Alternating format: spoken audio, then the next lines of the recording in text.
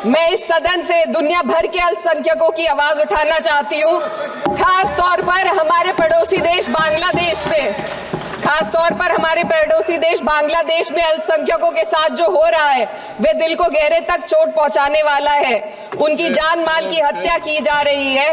बांग्लादेश हो या हिंदुस्तान हो या कोई और देश, अल्पसंख्यकों की सुरक्षा, इज्जत और अधिकारों की हिफाजत हर सरकार की सबसे पहली जिम्मेदारी होनी चाहिए।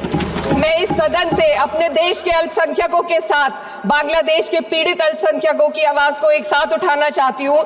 ये वक्त की पुकार है कि हम सब मिलकर ये सुनिश्चित करें कि किसी भी इंसान को उसकी पहचान या मजहब के कारण डर कर जीने पर मजबूर ना होना पड़े। जहाँ हक छीने जाते हैं वहाँ अमन खो जाता है। ये बात हर सरकार को समझनी चाहिए। इकरा चौधरी जी। धन्यवाद सभापति महोदय, आपने मुझे इस विशेष चर्चा पर बोलने का मौका दिया। भारत के संविधान के 75वें वर्ष की चर्चा के मौके पर मैं सबसे पहले संविधान बनाने वालों की दूरदृष्टि को सलाम करती हूँ।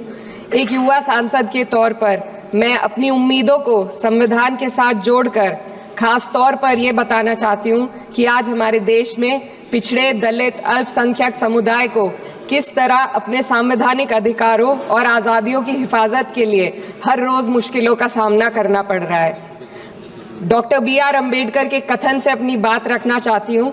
उन्होंने कहा था, मुझे अपने भारतवर्ष पर फक्र है कि जिसके पास ऐसा संविधान है जो लोकतंत्र, समाजवाद और सेक्युलरिज्म को संजोता है।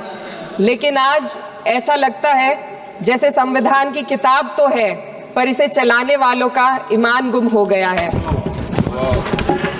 आज हिंदुस्तान में हर वर्ग को किसी न किसी चुनौती का सामना करना पड़ रहा है, मगर अल्पसंख्यक खास तौर पर मुसलमानों पर जो कहर टूटा है वो किसी से छुपा नहीं है। ये लोग सिर्फ अपने मजहबी पहचान की वजह से निशाने पर हैं।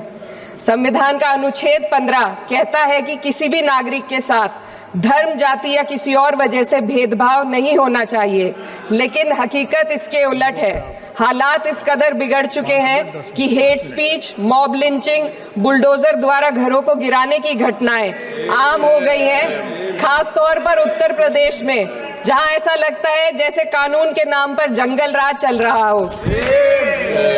संभल में जो हुआ वो सबके सामने है। पुलिस के संरक्षण में निर्दोष लोगों की हत्या की गई और सरकार ने चुप्पी साध ली। अल्पसंख्यकों पर हिंसा बढ़ती जा रही है, मगर सत्ता में बैठे लोग या तो आंखें मूंदे हुए हैं या फिर इन घटनाओं को बढ़ावा दे रहे हैं। हद तो तब हो जाती है जब न्यायपालिका की बात भी अनसुनी कर दी जाती है। सुप्रीम कोर्ट ने मॉब लिंचिंग पर 11 सूत्रीय निर्देश जारी किए थे। इसमें साफ कहा गया था कि राज्य सरकारें और पुलिस इस तरह की घटनाओं को रोकने और दोषियों पर सख्त कार्रवाई करने के लिए जिम्मेदार है, लेकिन आज भी इन निर्देशों पर अमल नहीं हो रहा है। हाल ये है कि मॉब लिंचिंग को रोकने की बजाय सत्ता में बैठे लोग आग में घी डालने का काम कर रहे हैं। उनकी जुबान से ऐसी बातें निकलती हैं जो नफरत को और बढ़ावा देती है। ये अशांति अब इतनी गहराई तक फैल चुकी है कि हमारे समाज के धर्मनिरपेक्ष चरित्र पर गंभीर सवाल उठ रहे हैं। साल की शुरुआत में ही कई राज्यों में दुकानदारों को अपने नाम बोर्ड पर लगाने के लिए मजबूर किया गया। इसे सेहत और सुरक्षा के कानूनों का हिस्सा बताया गया, मगर असल मंशा कुछ और थी। ये कदम खास तौर पर मुसलमान दुकानदारों को निशाना बनाकर उठाया गया ताकि उनकी रोजी रोटी पर चोट की जाए। पिछले हफ्ते मुरादाबाद में एक मुस्लिम डॉक्टर को हिंदू बहुल्य मोहल्ले में घर खरीदने पर विरोध झेलना पड़ा।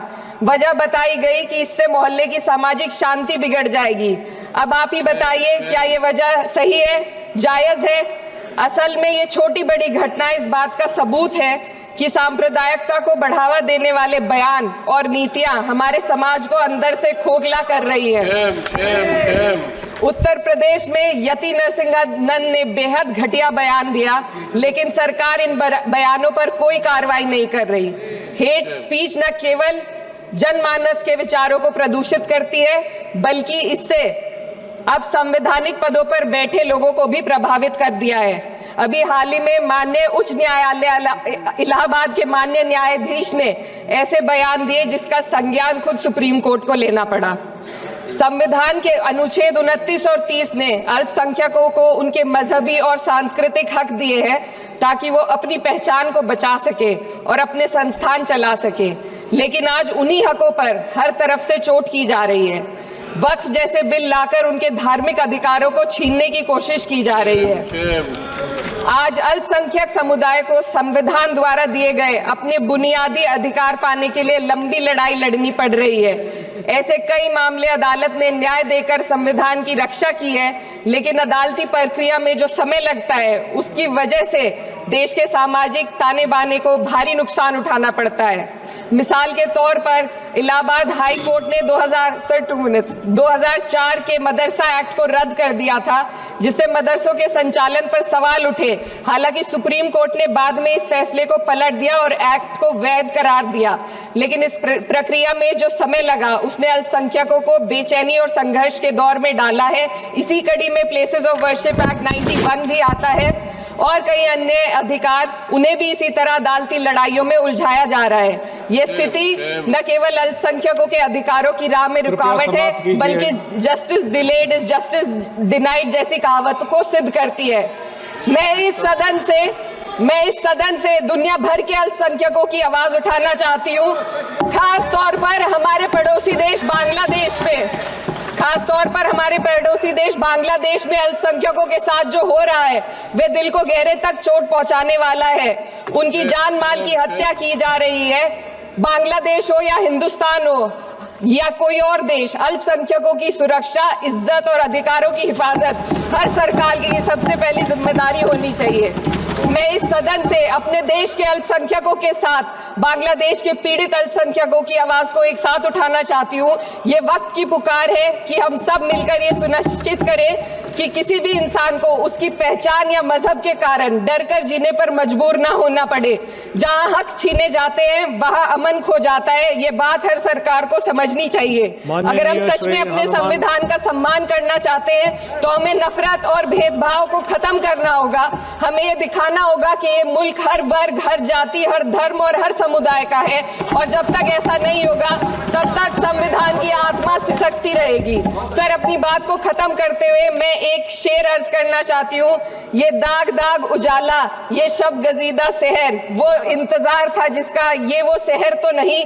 लेकिन अगर इस सदन में बैठे हम सभी सदस्य ये ठान ले कि हमें संविधान के मूल्यों को लागू करना है और उसे लागू करने का प्रयास करें, तो वह सुबह जरूर आएगी जिसके लिए लाखों भारतवासियों ने अपने जानों की कुर्बानी दी थी। श्री हनुमान बेनीवाल जी। धन्यवाद सभापति जी।